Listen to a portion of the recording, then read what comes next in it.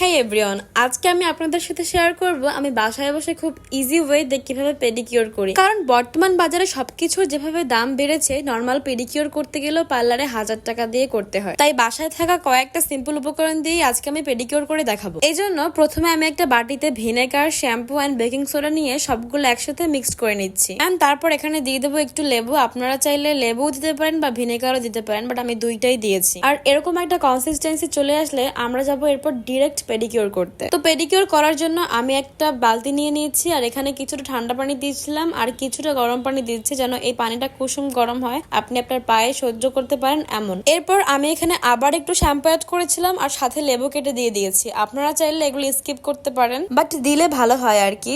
এরপর আমি এখানে দিয়ে দেবো সেই যে উপকরণগুলো মিক্সড করে রেখেছিলাম সেগুলো। এরপর সবগুলোকে মিক্সড করে আমি পেডিকিউর করার জন্য বসে যাব, আর পাটাকে আমি এই পানির মধ্যে ভিজিয়ে রাখবো মোটামুটি 15 মিনিটের মতো। দেন 15 মিনিট পরে আমি লেবুর ছোলা দিয়ে পাটাকে ভালোভাবে ঘষে নেব, যাতে করে কোনো ময়লা থাকে না, সকল ময়লা উঠে যায়। এন্ড সাথে বানিয়ে রাখা মিশ্রণটাও পায়ে স্ক্রাব করে নিব।